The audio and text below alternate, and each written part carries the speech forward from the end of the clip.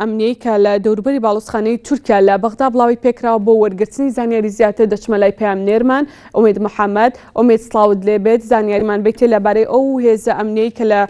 دەوری باڵوسخانەی تورکیا بڵاوی پێکراوە و هۆکاری بڵاوکردنەوەی ئەو هێزە چییە لەوێ؟ بەڵێ زرێ بارسڵاو لێبێ ئێمە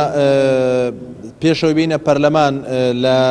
بڵێن لە نێوان نووسینگەی NRT و پەرلەمان پێمان ڕاگەیەنرا کە بۆمان نییە کامێرا بەکاربێنین بۆ پێیکە هێزێکی ئەمنی زۆر لەو ناوچانە بڵاوی پێکراوە، بەڵام ئێمە هاتنە پەرلەمان و من بەرلەوەی بێمە پەخشی ڕاستەوخۆ لەگەڵ ماجد غەڕاوی ئەندامێکی لیژنەی من و بەرگریە لە پەرلەمانی عێراق پرسیاریم لێ کرد کە هۆکاری بڵاوبوونەوەی و هێزە چییە لە چواردەوری کونسوڵخانەی تورکیاوە داخستنی سەرجەم ڕێگاکانی کە دەچێتە نێو گۆڕپانی تەحریر ئاماژەی بۆ کرد کە ئەوان زانیاریان پێگەشتووە لە دوێنێەوە کە هەوڵێکەیە بۆ هێرشکردنە سەر کونسوڵخانەی تورکیا و ئەوانش وەکو ڕێگەگرتنیە لە ئەگەری هەرتو دروستبوونی هەرتو نتیژەیەک لە نێوان هاوڵاتیانی شاری بەغدا بەتایبەتی شیعەمەزەبەکان دوای ئەوەی کە هادی عامری بڕیاریدا یاخود داوای لە هەوادارانی کرد خۆپشاندان ئەنجامدەن ئەمڕۆ و ئاماژەی بۆ کرد کە بڵاوکردنەوەی هێزانە بۆ ئەوەیە کە ڕێگە لە هەر ئەگەرێکی نەخوازرا و بگیرێت ئەگەر بێت و ڕوبەڕووی کونسوڵخانەی تورکیا بێتەوە. ئەمەش بڵێم زرێ بار هەر لە کاتژمێر 8 بەیانیەوە سەرجەم ڕێگاکانی گۆڕپانی تەحریر داخرە بۆ پێی کە وا بڕارە کاتژمێر 2 نیوەڕۆ هەوادارانی هادی عامری و گروپە چەکدارەکانی دیکەی چوارچێوەی 8 شابی کە سەرکردەکانیان بڕیاریاندا بوو یاخود داوایان کردبوو لە هەوادارانیان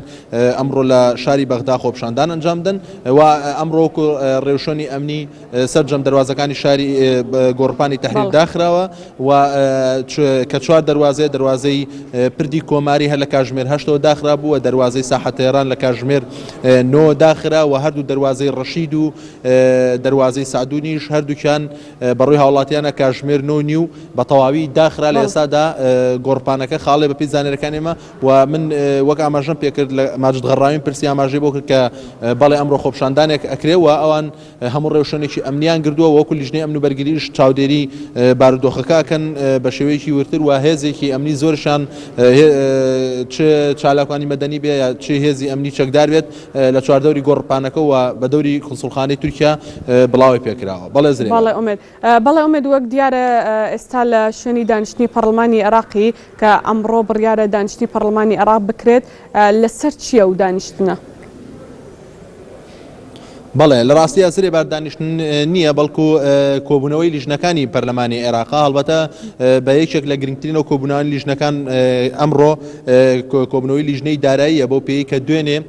ئەحمەی حاجی ڕەشید بڕیاردەری لیژنەی دارایی بەمێ ڕاگەیاند کە ئیمزا کۆکراوەتەوە بۆ کەمکردنەوەی پشکی هەرێمی کوردستان لە 170 بۆ لە 113. ئەمەش لە ڕاستیە هەنگاوێکە کە لە ئێستادا هاوپەیمانی نیشتیمانی شیعەکان گرتویانەتە بەر و هەوڵیانداوە بە ئیمزا کۆ بکرێتەوە ئەگەرچی تا ئێستا ئیمزاکان دیار نییە چلایەنێک ئیمزای لەسەر کۆکردەوە، بەڵام ئیمزاکان گەشتۆتە لیژنەی دارایی. بۆیە ئەمڕۆ لیژنەی دارایی کۆ دەبێتەوە لەسەر بڕیاری کۆتایی خۆی لەسەر راپۆرتی کۆتایی خۆی لە پرۆژە یاسای بودجەی ساڵی 2016. ئەمەوە بڵم کە زرێبار دوێنێ بەپێی زانیاریەکانی ئێمە کە لە چەند سەرچاوەیەکەوە بەتایبەتی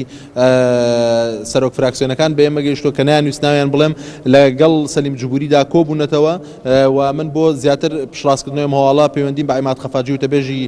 سەلیم جوبوری کرد ئاماژەی بۆ کرد کە بەڵێ سەرکردەکان یاخود سەرۆکی فراکسیۆنە عێراقیەکان لەگەڵ سەلیم جوبوریدا دوێنێ لە ماڵەکەی خۆی کۆبوونەتەوە گەیشتنەتە بڕیارەوەی کە ڕۆژی دووشەمەی داهاتوو پرۆژە یاسای بودجەی ساڵی 2016 بخرێتە کارەوە و ڕۆژی دووشەمە بە پێی وتەکانی عیماد خەفاجی بێ ڕۆژی دووشەمە دەخرێتە دەنگدانەوە و بڕیارە پەرلەمانی عێراق دانیشتنی ڕۆژی دووشەمەی تەرخان کات بۆ دەنگدان لەسەر پرۆژە یاسای بودجەی ساڵی 2016. بەڵام ناوەڕۆکی دانیشتنەکە و ڕێکەوتنەکە تا ئێستا ئاشکرانە بۆ من هەوڵێکی زۆرمدا لە زانیاریەکان لەوانە وەربگرم کە بەشداری کۆبوونەوەکەی دوێنێی سەلیم جوبوریان کردووە تاکو بزانم چۆن باسی پشکی کورد کراوە چۆن باسی